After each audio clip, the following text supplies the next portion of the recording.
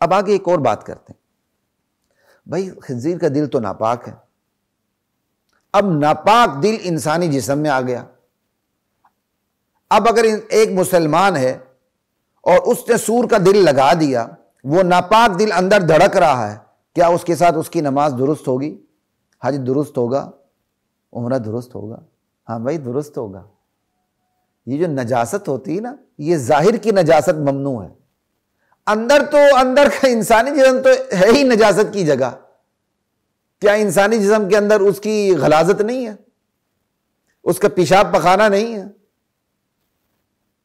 انسانی جسم کا اندر کا حصہ تو ویسے ہی غلاظت کی جگہ ہے، تو جو باطن کے اندر نجاست ہوتی ہے تو اس کو ظاہر کی جو باہر کی نجاست ہے اس پر قیاس نہیں کیا جانا چاہیے۔ ظاہر میں آپ نجاست لے کے نہ پھریں، باطن تو ویسے ہی نجاست کا محل نجاست ہے۔ تو اس لیے یہ سوال بالکل پیدا نہیں ہوتا کہ انسان حرام دل کو لے کر پھر رہا ہے، اس کی نماز درست ہوگی کہ نہیں ہوگی۔ بھائی وہ نجاست اس کے اندر ہے، تو اندر تو اس کے علاوہ بھی بڑی نجاستیں ہیں، اس کی اپنی غلاظت ہے، اس کا اپنا پیشاب پخانہ، اگر اس کے ہوتے ہوئے نماز ہو جاتی ہے تو سور کے دل کے ساتھ بھی اس کی نماز ہو جاتی ہے، کوئی مسئلہ نہیں۔ اب اگلا ایک اور سوال ہے، سوال یہ، سور کا دل انسان کے جسم میں لگ گیا، سوال یہ ابھی کس کا دل ہے؟ انسان کے سینے میں سور کا دل دھڑک رہا ہے، اب یہ دل کس کا ہے؟ اور پھر سوال پہ بھی سوال پیدا ہوتا ہے۔ قرآن کریم کی آیت بتاتی ہے دل سوچتا ہے، لہم قلوب لا یفقہون بہا، دماغ کا تعلق بھی دماغ بھی سوچتا ہے، دل بھی سوچتا ہے۔ اگرچہ ہمارے بعض اردو مفسرین جہاں دل کی بات آتی ہے اس کو یعنی کر کے وہ دماغ کی طرف لے جاتی ہیں، وہ کوئی درست کام نہیں ہے۔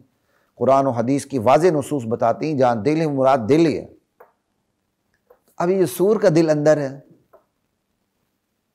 یہ کس کا دل ہے؟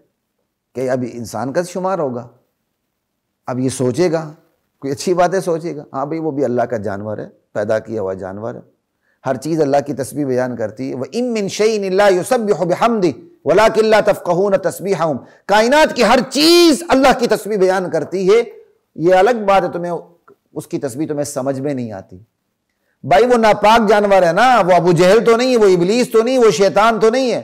سور، شیطان، ابو جہل، ابلیس، رئیس المنافقین، زندقین، مرتدین سے تو اچھا ہے بھائی، وہ بھی سور بھی اللہ کی تسبیح بیان کرتا ہے۔ اب اگر اس کا دل اندر لگ گیا تو کیا وہ اچھی باتیں نہیں سوچے گا؟ تو اس لیے یہ چیزیں ذہن میں نہیں آنی چاہیے۔ اور ایک اور بات جو جواب اس کا کہ اب یہ دل کس کا ہے؟ بھائی اسی انسان کا ہے جس کے سینے میں یہ لگا ہے۔ کیوں؟ پورا انسانی جسم اس کا ہے، اور جسم کچھ بھی نہیں ہے، اصل روح ہے۔ یہ جسم تو روح کی سواری ہے۔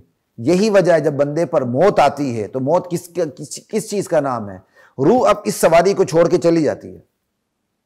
جب روح اس سواری کو، اس جسم کی سواری کو چھوڑ کے کسی اور رکشے میں چلی جاتی ہے، اس رکشے کو چھوڑ دیتی ہے، تو پھر اس رکشے کو کہتے ہیں مردہ ہو چکا ہے۔ پھر ہم اس رکشے کا جنازہ پڑھتے ہیں، سمجھ آئی؟ اس سواری کا جنازہ پڑھتے ہیں، اس سواری کو ہم دفن کرتے ہیں۔ روح تو نکل کے علیین میں چلی گئی یا سجین میں چلی گئی، عالم برزخ میں چلی گئی۔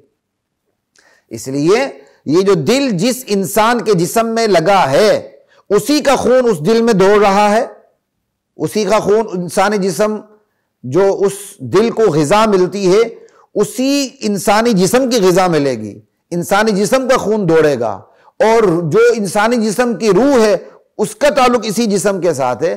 تو اب سور کا لگا اپنی جگہ، لیکن جو احکامات ہوں گے وہ انسانی دل ہی کے ہوں گے، اسی کے دل کے، اس کا اپنا دل شمار۔